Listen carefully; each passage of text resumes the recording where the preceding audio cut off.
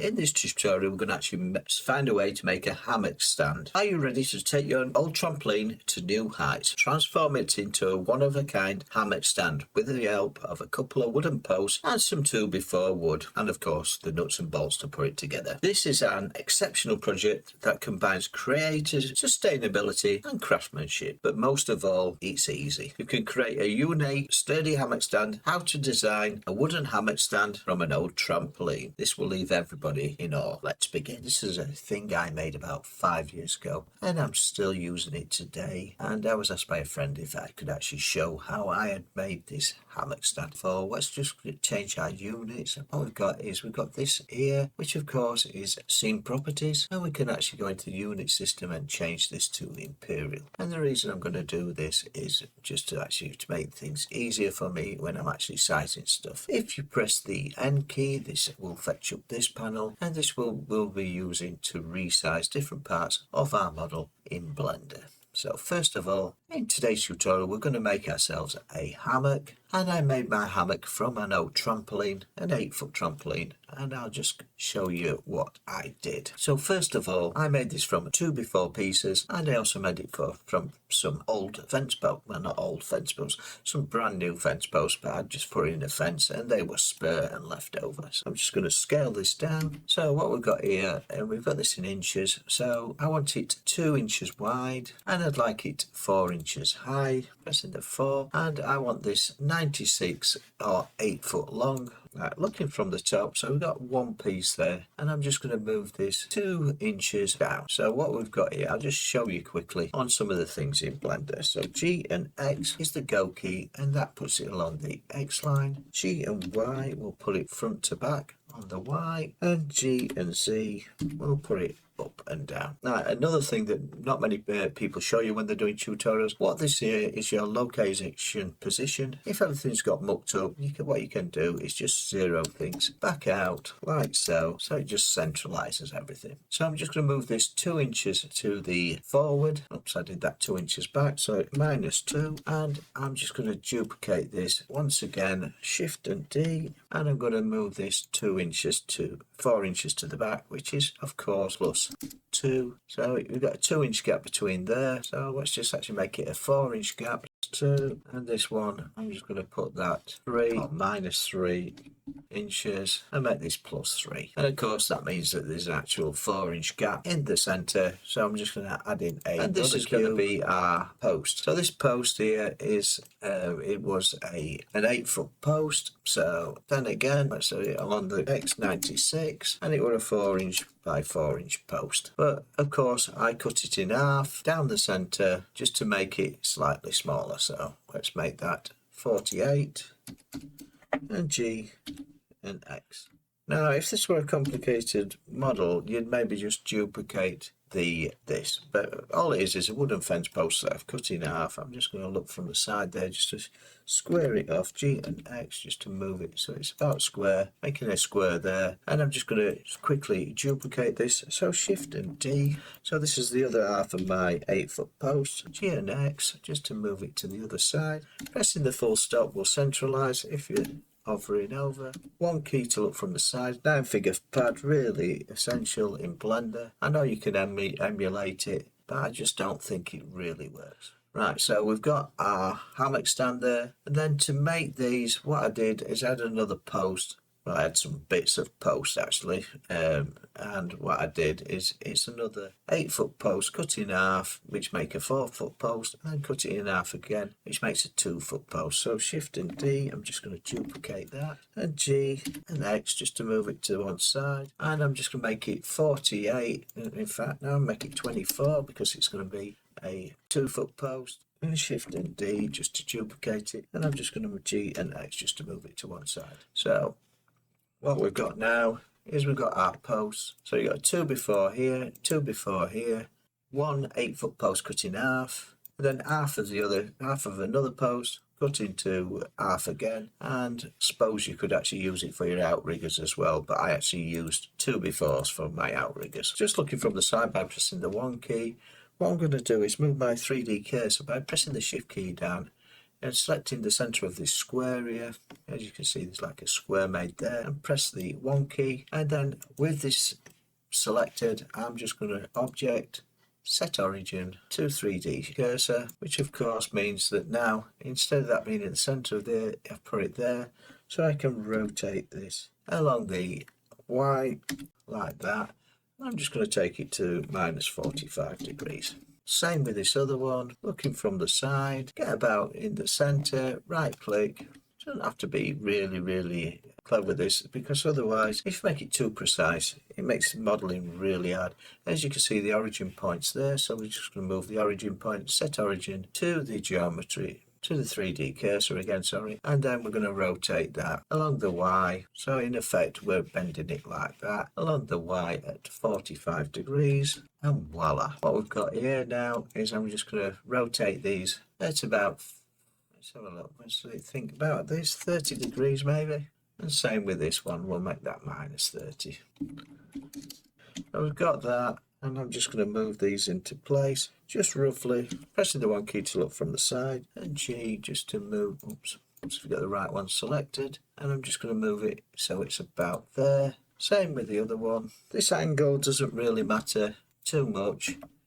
Oops, G. Looking from the side, and G. This angle doesn't really matter too much on this, because what we're trying to do here is we're making a thing called a triangular, or a triangle. Just going to move that down, G and Z, just move it down a bit, just so I can just see the point of it here. And what we're going to do is we're going to actually get some coach bolts, which I bought from my local DIY store, quite cheap, but immensely strong. I think they were rated to something like 2 ton per bolt, and you can check on this if you actually go in the actual statistics for the bolts. So I'm going to put a coach bolt with there, and I put some penny washers on either side of the coach bolt. Same on the side here, it just stops the penny washer just stops it digging into the wood, and you're losing your head when you're actually constructing it. So put a coach bolt through there and a coach bolt through there. When you're putting this together to get into the right position, if you tighten these two up here on these long pieces, you can actually position this wherever you want. Next of all, we need some outriggers, so I'm just going to Shift and D just to duplicate these and make these about 48 long, or short. In fact 40 should be long, 40 enough inches. I can't remember what mine actually were. I don't think they were very long at all, to be honest. Maybe 35 or something like that.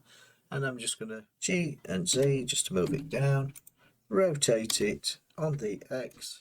Like I say, this really, see, as you can see, some of these have actually jumped out of position. So I'm just going to press the 0, and as you can see, I've got full control over this in the rotation.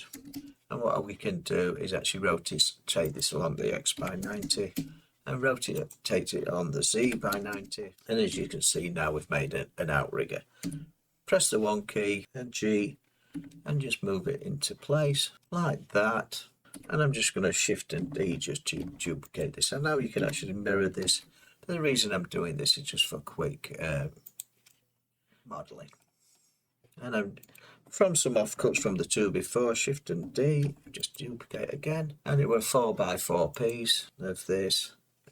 Let's have a look. 4x4. Just looking from the 3 key, G and Z, just to move it down. For some reason, I haven't centralised my outrigger there, so we can do that quite simply. If we look up here, as you can see, it's 3 inches over to one side. So just 0 that out, which will actually centralise it. Same on this one on this side. 0 it out. And of course, move the cube over in the Y. Left like that, pressing the 3 key to look from the front, Shift and D just to duplicate, G and X, G and Y even, just to move it over there. And then I'm just going to, with the Shift key held down, hold those two, Shift and D to duplicate again, press the 1 key to look from the front, and G and X along the red line, just to make it there. So quickly and easy, as you can see, we've made ourselves a hammock stand, and then what you can do is, like I say, I'll just quickly go through the model. So that's your hammock stand made, and I'm just going to go through some of the actual ways I made this. But first of all, I'm just going to show you the finished thing. So file, open, and I'm just going to show you this hammock 6, which actually just gives you a overview of what I actually did. So as you can see, we've got a bolt through there. Like I say, I put penny washers on there, and for this illustration I haven't put the penny washers on there, but the penny washers stop it digging into your wood, and also stops wood split. Like that. It's on that side, and of course you have the other one that goes through these two. And when it comes to actually packing it away in winter, what you can do is just unhook the hammock there, take these two pieces off. So that one there, you just undo that, no, undo that. That folds into that. That folds into that. And underneath here, I've put just one on one side, so that actually folds flat as well if you want. But it's easy just to unscrew these pieces and actually just pack it away for winter when the winter season comes. The other thing I've got there is I've got an eye bolt. This eye bolt's rated to, I think, 2 ton on this side, so it's just supported from this eye bolt on that side and that eye bolt there, which is equivalent to holding 4 ton, I suppose. And correct me if I'm wrong, but that's just the way I think it might work. And the other thing is, what we've got here is a carabiner, and the carabiner was rated to, I think, 1.5 ton, and there's one of those at either side. This here is just nylon cord, rated to 300 kilos per strand. So that goes up there. From the point there, like I said, I made this out of an old trampoline on mine. From there and right over to there, and same one there to there, there to there, and there to there. And then the central one was just back to itself. And I just wrapped a bit of cord around here just to draw them all together. And as you can see, I've just got a piece of wood there, just with it all drilled in it, just to stabilise everything up. And that's my finished hammock stand. Like I said, I made mine out of an old trampoline. And as you saw at the beginning of this video. Now, this was a friend who asked me how I made my hammock stand. And I said I'd just put the simple design onto my Blender TC channel, just so he could actually find it and use it if he needed to. Because he's got an old trampoline and I think he's trying to actually get rid of it. And I said, why don't you just make a hammock out of it? Old trampolines, they have like a weave on them, and all you've got to do is follow the line of the weave. If you cut across the weave, then it won't work because the actual trampoline will rip. But there is a weave pattern normally on trampolines, and you can follow this. Hammock done. Please subscribe to my channel, and don't forget to hit that like button. Bye for now.